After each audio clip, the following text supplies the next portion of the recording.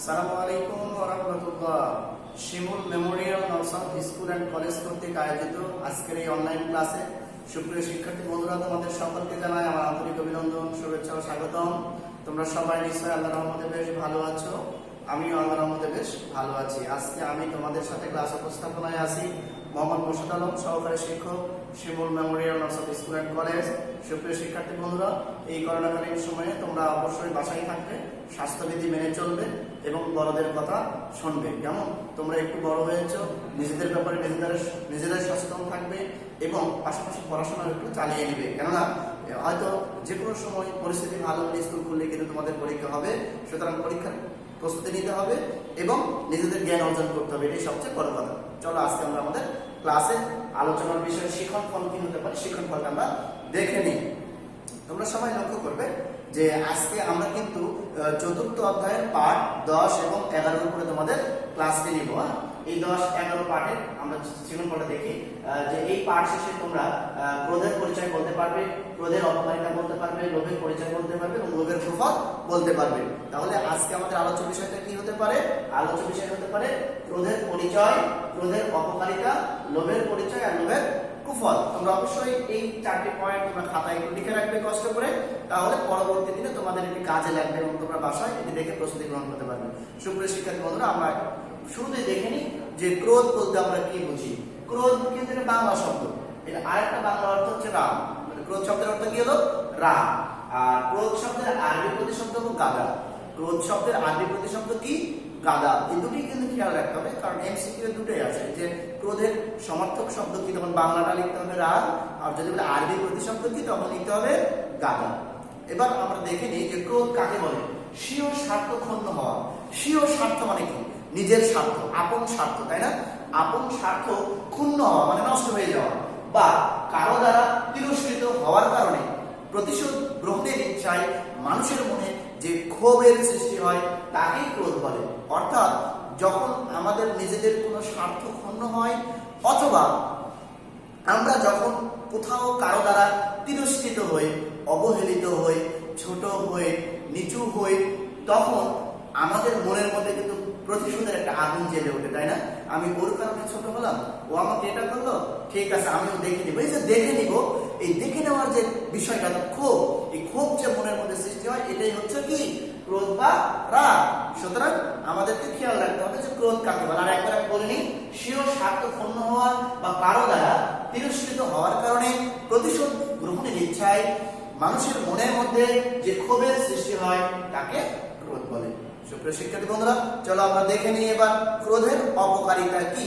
রাসূল সাল্লাল্লাহু আলাইহি সাল্লাম বলেন, সেই ব্যক্তি শক্তিশালী নয় যে কুস্তি লড়তে পারে, বরং প্রকৃত শক্তিশালী সেই যে ক্রোধের সময়ে নিজেকে সংযত রাখতে পারে। অর্থাৎ আমরা যুদ্ধ করলে কিন্তু বীর নয়, প্রকৃত বীর সেই যখন আমাদের রাগ হয়, প্রত্যেকেরই রাগ আসে, রাগের সময়ে বড় ধরনের দুর্ঘটনা যেন না হয়, এই দুর্ঘটনায় পৌঁছার আগেই নিজেই নিজেকে কন্ট্রোল করা, সংযত করা, নিজেই নিজেকে দমিয়ে রাখা। আর যে পারে সেই কিন্তু প্রকৃত বীর, সেই কিন্তু প্রকৃত যোদ্ধা। এটা আমাদেরকে খেয়াল রাখতে হবে। এরপরে দেখে নিন, রাসূল সাল্লাল্লাহু আলাইহি ওয়াসাল্লাম এরপরে আরো বলেছেন, সিরকা মধুকে যেমন বিনাশ করে। তাহলে সিরকা কি? সিরকা কি তোমরা জানো? সিরকা হচ্ছে ওই যে মিষ্টির যে ঝোল বা মিষ্টির যে রস, এটি হলো সিরকা। তাহলে রাসূল সাল্লাল্লাহু আলাইহি ওয়াসাল্লাম কি বললেন? সিরকা মধুকে যেমন বিনাশ করে। অর্থাৎ একটি খাঁটি মধুর মধ্যে যখন অসাধু ব্যবসায়ী এই মিষ্টির রস বা ঝোল মিক্স করে মিশিয়ে দেয়, তখন মধুর গুণাগুণ কি হয়? নষ্ট হয়, বিনাশ হয়। রাসূল সাল্লাল্লাহু আলাইহি ওয়াসাল্লাম সেটি বলতেছেন যে সিরকা মধুকে যেমন বিনাশ করে, ক্রোধ ও ঈমানকে তেমন বিনাশ করে। অর্থাৎ সিরকা যেমন মধুর গুণাগুণ নষ্ট করে, রাগ ঠিক তেমনি ঈমানের গুণাগুণকে নষ্ট করে দেয়। এছাড়া তিনি আরো বলেন, ক্রোধ আসে শয়তানের পক্ষ থেকে। তাহলে ক্রোধ আসে কার পক্ষ থেকে? শয়তানের পক্ষ থেকে। শয়তান কিসের তৈরি? শয়তান আগুনের তৈরি। শয়তান আগুনের তৈরি। আর এই ক্রোধ যেহেতু শয়তানের কাছ থেকে আসে, আগুন মানে কি? আগুন মানে উত্তাপ, গরম জিনিস। তার মানে যখন রাগ যে ব্যক্তির মধ্যে উঠে, অর্থাৎ যে ব্যক্তি রাগান্বিত হয়, ক্রোধান্বিত হয়, ওই ব্যক্তির শরীরটা অটোমেটিক হয়, উত্তপ্ত হয়, একটু গরম হয়। তাই তো রাগটা ফুটে ওঠে, ক্রোধটা ফুটে ওঠে। তাই রাসূল সাল্লাল্লাহু আলাইহি ওয়াসাল্লাম বলছেন, ক্রোধ আসে শয়তানের পক্ষ থেকে, শয়তান আগুনের তৈরি। আর আগুনকে ঠান্ডা করতে কি দরকার? আগুনকে কি দিয়ে ঠান্ডা করা যায়? পানি। আগুনকে ঠান্ডা করার জন্য কি দরকার হয়? পানি দরকার হয়, তাই তিনি আরো বলেন আর আগুনকে পানি ঠান্ডা করে। তাই তোমাদের মধ্যে কারো যদি কখনো রাগ হয় বা ক্রোধ হয়, তবে উচিত তার অজু করে নেওয়া। তার কি করে নেওয়া? অজু করে নেওয়া। তাহলে ক্রোধের অপকারিতা আমরা জানলাম যে ক্রোধ ঈমানকে নষ্ট করে। আর নিচে জানলাম অপকারিতা। ক্রোধ এটা হলো শয়তানের বৈশিষ্ট্য, শয়তানের এটা একটা নেচার, এবং ওই শয়তানের পক্ষ থেকেই মানুষের কাছে শয়তান কুমন্ত্রণা দিয়ে মানুষকে রাগায় এবং ক্রোধ সৃষ্টি করে। যেহেতু শয়তান আগুনের তৈরি আর আগুনকে ঠান্ডা করতে পানির দরকার, এই জন্য আমাদের মধ্যে কেউ যদি কখনো বেশি রেগে যায়, খুব বেশি রাগ করে, তাহলে আমরা তাকে রিকোয়েস্ট করবো বা কোনো রকমে আমরা তাকে একটু বসিয়ে দিব এবং অজু করানোর চেষ্টা করব। যদি আমরা তাকে বসিয়ে দিতে পারি এবং অজু করাতে পারি, এই যে পানি তার শরীরে পড়ার কারণে দেখবে অটোমেটিক তার রাগটা কমে যাবে, কমবেই। এটি রাসূল সাল্লাল্লাহু আলাইহি ওয়াসাল্লাম এর পরে সলিউশন দিয়েছেন। রাগ কমানোর 3টা সলিউশন রাসূল সাল্লাল্লাহু আলাইহি ওয়াসাল্লাম দিয়েছেন। এক, যদি কোনো মানুষ রেগে যায়, তাহলে রাগান্বিত অবস্থায় ওই মানুষ যদি দাঁড়িয়ে থেকে রাগ করে, অনেক রাগ করে দাঁড়িয়ে থেকে কথা বলতেছে, তাহলে প্রথম স্টেপ হলো মানুষকে বসিয়ে দিতে হবে। তাহলে কোনো মানুষ যদি দাঁড়িয়ে থেকে রাগ করে বা ক্রোধ দেখায়, তাহলে মানুষকে কি করতে হবে? বসিয়ে দিতে হবে। অর্থাৎ তাকে বলতে হবে যে আপনি কি করুন, বসে পড়ুন। তাহলে ওই মানুষ যদি বসে যায়, অটোমেটিক রাগ কিন্তু কমে যাবে। ওই মানুষকে যদি বসে থেকে রাগ দেখায়, তাহলে ওই মানুষকে শুইয়ে দিতে হবে। মানুষকে কি করতে হবে? শুয়ে দিতে হবে। যদি তুমি শুয়ে দিতে পারো, অটোমেটিক দেখবা ওই মানুষের রাগ কিন্তু কমে গেছে। আমরা অনেক সময় কিন্তু দেখি বাজারে ঘাটে যেখানে সেখানে যখন মানুষের অনেক রাগ হয়, আমরা কিন্তু মানুষকে বলি ও বসো বসো বসো বসো, বসে কথা বলেন। অর্থাৎ খালি বসতে দিলেই কিন্তু কাজ হয়ে যাবে, কিছুটা হলো রাগ কমে যাবে। বসেও যদি না কমে, ওকে শুয়ে দিতে হবে। শুয়ে দিলে রাগটা অটোমেটিক কমে যাবে। এরপরেও যদি না হয়, বসে এক গ্লাস পানি খেতে বলবে অথবা তাকে অজু করতে বলবে। কেননা ওই যে পানি আগুনকে ঠান্ডা করে, আর যেহেতু আগুনের তৈরি শয়তান, আর শয়তানের পক্ষ থেকে ক্রোধ আসে, অটোমেটিক একটা আরেকটার সাথে রিলেটেড। তাই পানি যদি অজু করানো যায়, তাহলে অটোমেটিক তার কি হবে? তার রাগটা কমে যাবে। এছাড়াও রাসূল সাল্লাল্লাহু আলাইহি ওয়াসাল্লাম বলেছেন, কোনো ব্যক্তি ক্রোধের সর্বোচ্চ পর্যায়ে যখন বুঝবে একটা দুর্ঘটনা ঘটিয়ে ফেলতে পারে, হয়তো কোনো হত্যাকাণ্ড বা এরকম মারামারি বিচ্ছিন্ন হতে পারে, তুমি যদি ওই সময় তার গায়ে পানি ঢেলে দাও, তার অবশ্যই ক্রোধ কিন্তু কমে যাবে। কেন? কারণ ওর সেন্স ওই দিকে আর থাকবে না যে পানি ঢেলে দিলে ডান দিকে আসবে এবং অটোমেটিক কিছু কমবে। তবে আমরা এটা কিন্তু ইয়ারকি ফাজলামি করে সবসময় এটা করব না। এটা ঠিক সেই সময় করব যখন কোনো মানুষের ক্রোধ বা রাগ আসলে বেড়ে যাবে, সেই সময়। আমরা অন্য কোনো সময় এগুলো পন্থা তামাশা করে আমরা অবলম্বন করতে যাব না। এরপর আমরা লক্ষ্য করি লোভ। লোভ কি জিনিস? লোভের আরবি প্রতিশব্দ হচ্ছে হিরসুন। লোভ শব্দের আরবি প্রতিশব্দ কি? লোভ শব্দের আরবি প্রতিশব্দ হলো হিরসুন, আর এর বাংলা অর্থ হচ্ছে কি? লালসা, লিপ্সা, মোহ ইত্যাদি। লোভ শব্দের বাংলা সমার্থক শব্দ হচ্ছে লালসা বা লিপ্সা বা মোহ, আর লোভের আরবি প্রতিশব্দ হচ্ছে হিরসুন। তাহলে লোভ কাকে বলে? বলা হচ্ছে অধিক পাওয়ার ইচ্ছা বা আকাঙ্ক্ষাকেই লোভ বলে। অর্থাৎ মানুষের কিন্তু আকাঙ্ক্ষার শেষ নাই, তাই না? আসলে চাহিদা বা আকাঙ্ক্ষার কি শেষ আছে? শেষ নাই। অর্থাৎ আমি একটা পেলে মনে হয় যে আরো একটা যদি এরকম পেতাম ভালো হতো। তাহলে যে অধিক পাওয়ার যে ইচ্ছা আমার মনের মধ্যে থাকবে, এটাই কিন্তু লোভ। আর লোভের কারণে কিন্তু মানুষ পাপ করতে বেশি উদ্বুদ্ধ হয়।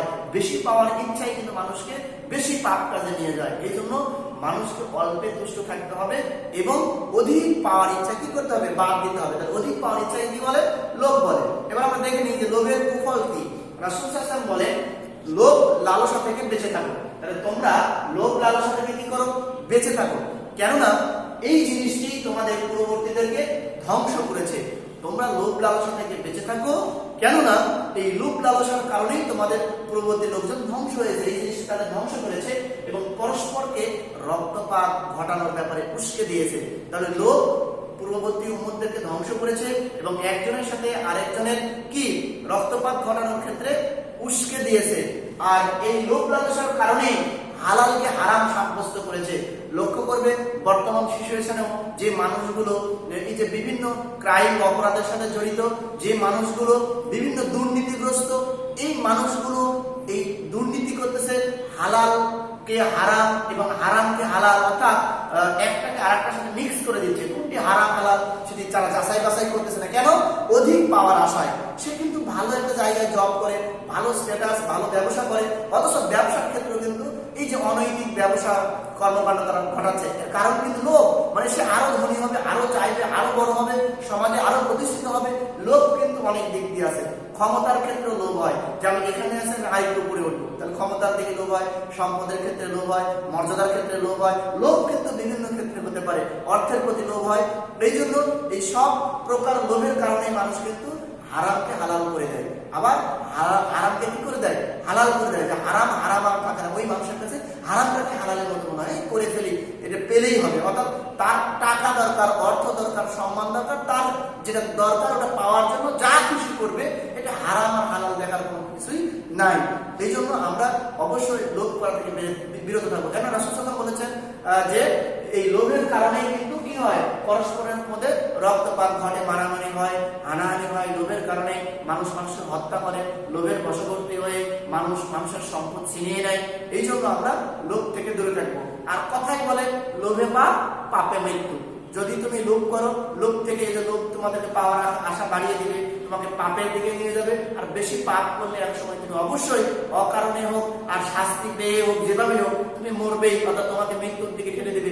এই মৃত্যু জীবননাশের মৃত্যু হতে পারে, অথবা তোমার অকল্যাণ বোঝানো হচ্ছে এখানে। এই মৃত্যু মানে যে ওই মানুষটা মরেই যাবে বিষয়টা এমন নাও হতে পারে, কিন্তু তোমার অকল্যাণ হবে এটা বোঝানো হচ্ছে এই মৃত্যু দ্বারা। যে লোভে পাপ, পাপে মৃত্যু। পাপ মানুষকে অকল্যাণ করে খারাপের দিকে নিয়ে যায়, মৃত্যুর দিকে ঠেলে দেয়। এই জন্যই আমরা অবশ্যই লোভ থেকে বেঁচে থাকবো। আর অধিক পাওয়ার ইচ্ছা বনি আদমের মধ্যে থাকবে। রাসূল সাল্লাল্লাহু আলাইহি ওয়াসাল্লাম বলেছেন যে বনি আদমের মধ্যে এত লোভ, বনি আদমের অর্থাৎ আদম সন্তানের এতই লোভ যে তার কাছে যদি এক উপত্যকা, একটা পাহাড় সমান কি থাকে, স্বর্ণ থাকে, তাহলে সে কামনা করে, আশা করে তার জন্য আর একটা পাহাড় সম পরিমাণ স্বর্ণ হয়। অর্থাৎ বনি আদম তার পাওয়ার আকাঙ্ক্ষাকে কিছুই দমিয়ে রাখতে পারে না, শুধু মাটি ছাড়া। অর্থাৎ যতদিন পর্যন্ত বনি আদম কবরে না যাবে, এই মুখে মাটি না পড়বে, ততদিন পর্যন্ত তার পাওয়ার আকাঙ্ক্ষা কমবে না। এই লোভটা মানুষের স্বভাবজাত একটা জিনিস আল্লাহ দিয়েছেন। এরপরেও আমরা আমাদের জায়গা থেকে চেষ্টা করব যাতে আমরা অধিকতর লোভ না করে ফেলি। লোভ থেকে বাঁচার উপায়, আমরা কিভাবে লোভ থেকে বাঁচতে পারি? দেখো রাসূল সাল্লাল্লাহু আলাইহি ওয়াসাল্লাম বলেছেন ঈমান এবং লোভ একসাথে অন্তরে একত্রিত হতে পারে না। অর্থাৎ তোমার অন্তরে যদি ঈমান থাকে তাহলে অবশ্যই লোভ থাকবে না, আর যদি লোভ থাকে তাহলে ঈমান থাকবে না। যেমন একটা থাকবে, একসাথে কখনো দুইটা থাকতে পারে না। কেননা ঈমানের পরিণাম হচ্ছে ধৈর্য। কেননা যার মধ্যে ঈমান আছে সে ধৈর্যশীল হবে, সে আল্লাহর উপর তাওয়াক্কুল বা ভরসা রাখবে এবং অল্পে তুষ্ট থাকবে। তাহলে যার মধ্যে ঈমান আছে তার তিনটি গুণ থাকবে। এক, তার ধৈর্য থাকবে, আল্লাহর উপর ভরসা থাকবে এবং অল্পে তুষ্ট থাকবে। তাহলে ঈমান থাকবে, অল্পে তুষ্ট থাকতে হবে। তাহলে লোভ তো আসার প্রশ্নে আসবে না। যার মধ্যে লোভ আসবে বুঝতে পারবো মধ্যে ঈমানই নাই, তাই অল্পে তুষ্ট থাকার চিন্তা ভাবনাও তার মধ্যে নাই। আল্লাহ সুবহানাহু ওয়া তাআলা তাই বলেছেন আলহাকুমুত তাকাসুর হাত্তা যুরতুমুল মাকাবির, তোমাদেরকে অর্থ সম্পদের যে মোহ ভালোবাসা এটা গ্রাস করেছে, ততক্ষণ পর্যন্ত এটা তোমাদের মনে থাকবে, যতক্ষণ তোমরা কবরে উপনীত না হওয়া, মারা যাওয়ার আগ পর্যন্ত অর্থ সম্পদের যে লোভ, মোহ, ভালোবাসা মানুষকে অন্ধ করে দিয়েছে। এই অন্ধ লোভ, অতিরিক্ত পাওয়ার আশা থেকে আমরা যেন বেঁচে থাকতে পারি, এই চিন্তা চেতনা আমরা অবশ্যই করব এবং বেঁচে থাকার চেষ্টা করব। এছাড়াও লোভ থেকে বাঁচার একটা উপায় রাসূল সাল্লাল্লাহু আলাইহি ওয়াসাল্লাম বলেছেন, হে মানব মণ্ডলী, তোমরা চাওয়ার ক্ষেত্রে উত্তম পন্থা অবলম্বন করো। অর্থাৎ আমরা যখন কোনো কারো কাছে চাইবো, চাওয়ার ক্ষেত্রে আমরা উত্তম পন্থা অবলম্বন করবো, অর্থাৎ ন্যায়সঙ্গতভাবে আমরা চাবো। যদি আমাদের দরকার হয় আমরা নিব, আমরা চাবো এটা ন্যায়সঙ্গতভাবে, উত্তমভাবে, হালালভাবে, অবৈধ পন্থায় নয়, অন্যায় করে নয়। কেননা বান্দার ভাগ্যে যা নির্ধারণ রয়েছে তার অতিরিক্ত সে পাবে না। অর্থাৎ আমার ভাগ্যে আল্লাহ যতটুকু অর্থ সম্পদ সম্মান লিপিবদ্ধ করে রেখেছেন আমি ততটুকুই পাবো, অতিরিক্ত কখনোই পাবো না। এই চিন্তা যদি আমার মনের মধ্যে থাকে তাহলে আমি অন্যায় পথে কোনো কিছু চাবো না, আমি উত্তম পন্থায় যাবো, ভালো পন্থায় যাবো, ন্যায়ের পথে যাবো, আমি অবশ্যই সব থেকে যাবো। এই ক্ষেত্রে আমাদের এই হাদিসটি অত্যন্ত মনে রাখা দরকার। সুপ্রিয় শিক্ষার্থী বন্ধুরা, আজকে আমরা ক্লাসে যে কথাগুলো বললাম, এই কথাগুলোর উপর ভিত্তি করে আজকে তোমাদের আমি টেস্ট করতেছি মূল্যায়নে, যে তোমরা কতটুকু আমার কথা গুরুত্ব সহকারে শুনে যাবো। লোভ কাকে বলে? তোমরা জানো লোভ শব্দের অর্থ হলো কি? লিপ্সা, মোহ। আরবিতে কি বললো? হিরসুম। কাকে বলে? অধিক পাওয়ার ইচ্ছা বা আকাঙ্ক্ষাকে লোভ বলে। এরপরে কোন দুইটি জিনিস অন্তরে একত্রে থাকতে পারে? একটু আগেই বললাম, ঈমান এবং লোভ, এই দুটি একত্রে থাকতে পারে না। ক্রোধ কার পক্ষ থেকে আসে? আলোচনায় তোমরা শুনেছো, ক্রোধ আসে শয়তানের পক্ষ থেকে। সিরকা কোন জিনিসকে বিনাশ করে? সিরকা মধুকে বিনাশ করে। ক্রোধের আরবি প্রতিশব্দ হচ্ছে গাদা।